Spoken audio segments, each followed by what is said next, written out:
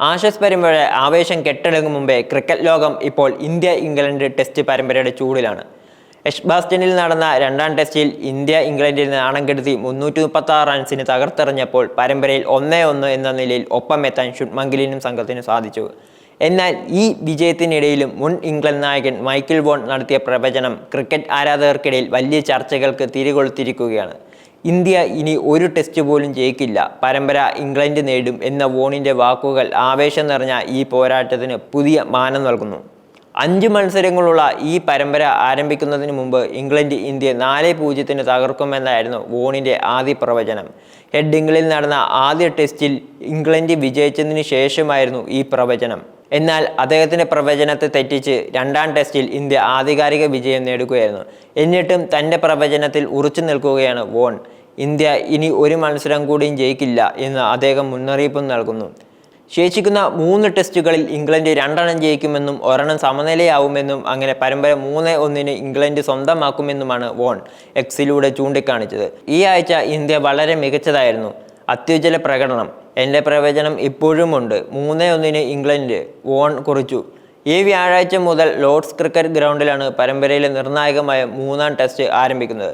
4ാമത്തെ മത്സരം ജൂലൈ 23 മുതൽ മാഞ്ചസ്റ്ററിലെ ഓൾഡ് ട്രാഫോർഡിലും 5ാമത്തെയും അവസാനത്തെയും ടെസ്റ്റ് ജൂലൈ 31 മുതൽ ലണ്ടനിലെ ഓവലിലും നടക്കും. ഈ സ്റ്റേഡിയങ്ങളിലെല്ലാം ഇംഗ്ലണ്ട് മികച്ച റെക്കോർഡാണുള്ളത് എന്നത് വോണിൻ്റെ പ്രവചനത്തിൽ ബലം നൽകുന്നു. ഇന്ത്യ പരമ്പര നേടില്ലെന്ന് പറയുമ്പോഴും സ്വന്തം ടീമായ ഇംഗ്ലണ്ടിനെ വിമർശിക്കാനും മൈക്കിൾ വോൺ മടിച്ചില്ല. ദി ടെലിഗ്രാഫിലെ തൻ്റെ കോളത്തിലെ ഹെഡിംഗിലെ ആദ്യ ടെസ്റ്റിൽ ഇംഗ്ലണ്ട് ടീം വളരെ സ്മാർട്ടായിരുന്നെങ്കിലും എഡ്ജ്ബാസ്റ്റനിൽ വീണ്ടും പഴയ ശീലങ്ങളിലേക്ക് വീണുപോയതായി അദ്ദേഹം കുറിച്ചു. കഴിഞ്ഞ 3 വർഷങ്ങളായി ഈ ടീം ഞങ്ങൾക്ക് സന്തോഷിക്കാൻ ഒരുപാട് നൽകിയിട്ടുണ്ട്. അടുത്ത മാസത്തിനിടെ മഹത്തായ പല നേട്ടങ്ങളും കൈവരിക്കാനും അവർക്ക് സാധിക്കും. ഹെഡിംഗ്ലിലെ ടെസ്റ്റിന് ശേഷം അവർ കൂടുതൽ മെച്ചപ്പെട്ടതായാണ് കാണപ്പെട്ടത്. തലച്ചോറുള്ള ബാസ്ബോൾ എന്ന് നമുക്ക് ഇതിനെ വിളിക്കാം, വോൺ കോളത്തിൽ എഴുതി. ബാസ്ബോൾ എന്നത് ഇംഗ്ലണ്ട് ടെസ്റ്റ് ക്രിക്കറ്റിൽ അടുത്തിടെ സ്വീകരിച്ച ആക്രമണോത്സുകമായ കളിയെ സൂചിപ്പിക്കുന്ന പദമാണ്. എന്നാൽ എഡ്ജ്ബാസ്റ്റനിൽ ഇംഗ്ലീഷ് ടീം പഴയ വഴിയിലേക്ക് മടങ്ങിയെത്തിയെന്ന് അദ്ദേഹം കുറ്റപ്പെടുത്തി. നമ്മൾ സത്യസന്ധമായി പറഞ്ഞാൽ ഇംഗ്ലണ്ട് ഈ ആഴ്ച അക്ഷരാർത്ഥത്തിൽ തരിപ്പണമാവുകയായിരുന്നു. ഹാരി ബ്രൂക്കും ജാമി സ്മിത്തും മനോഹരമായി ബാറ്റ് ചെയ്ത 3ാം ദിനത്തിലെ 4 ഓവറുകൾ മാറ്റി നിർത്തിയ സമ്പൂർണ്ണ ആധിപത്യം ഇന്ത്യക്കായിരുന്നു, വോൺ കോളത്തിൽ ചൂണ്ടിക്കാട്ടി. ആദ്യ ടെസ്റ്റിലെ വിജയത്തിൽ ഭാഗത്തിന് വലിയ പങ്കുണ്ടായിരുന്നെന്ന് വോൺ വിശ്വസിക്കുന്നു. എന്നെ വളരെയധികം അസ്വസ്ഥനാക്കിയ പ്രകടനം കൂടിയാണ് കഴിഞ്ഞ കളിയിലേത്. എങ്ങനെയാണ് ടെസ്റ്റ് ക്രിക്കറ്റ് കളിക്കേണ്ടതെന്ന് തെളിയിക്കാൻ അവർ ആദ്യ മത്സരം ഉപയോഗിച്ചെന്ന് ഞാൻ ഭയപ്പെടുന്നു. നല്ല മികവ് പ്രകടിപ്പിച്ചാണ് അവർ ആ മത്സരം ജയിച്ചത്. പക്ഷേ ഒരുപാട് ഭാഗ്യം കൂടി അതിൽ ഉൾപ്പെട്ടിരുന്നു. ഇവിടെ എത്തിയപ്പോഴും അവർ ഇത് തന്നെ ചെയ്യുമെന്ന് കരുതിയെങ്കിലും അത് തിരിച്ചടിയാതായി വോൺ കൂട്ടിച്ചേർത്തു. വോണിൻ്റെ ഈ നിരീക്ഷണങ്ങൾ ഇംഗ്ലണ്ടിൻ്റെ ബാസ്ബോൾ ശൈലിയുടെ പരിമിതികളെക്കുറിച്ചുള്ള ചോദ്യങ്ങൾ ഉയർത്തുന്നുണ്ട്. എല്ലാ സാഹചര്യങ്ങളിലും അമിത ആക്രമണം ഫലപ്രദമാകില്ലെന്നും സാഹചര്യം അനുസരിച്ച് കളിയുടെ ഗതി മാറ്റാനുള്ള കഴിവ് ആവശ്യമാണെന്നും അദ്ദേഹം പറയാതെ പറയുന്നു. മൈക്കിൾ വോണിൻ്റെ പ്രവചനം ഇന്ത്യൻ ആരാധകർക്ക് അത്ര സുഖകരമായി തോന്നില്ല.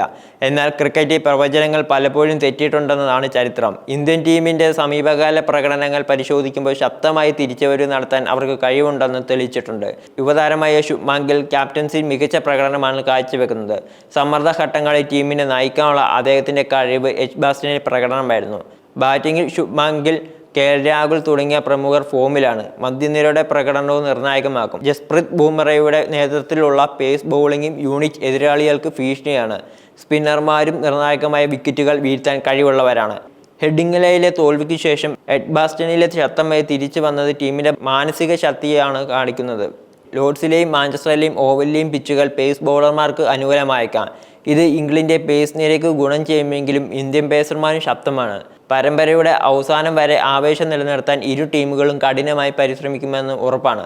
മൈക്കിൾ വോണിൻ്റെ പ്രവചനം തെറ്റിച്ച് ഇന്ത്യ ഈ പരമ്പരയിൽ ഇനിയും വിജയങ്ങൾ നേടുമോ എന്ന് കാത്തിരുന്ന് കാണാം. എന്തായാലും ശേഷിക്കുന്ന 3 ടെസ്റ്റുകളും ആവേശകരമായ പോരാട്ടങ്ങൾക്ക് വേദിയാകുമെന്നത് തീർച്ചയാണ്.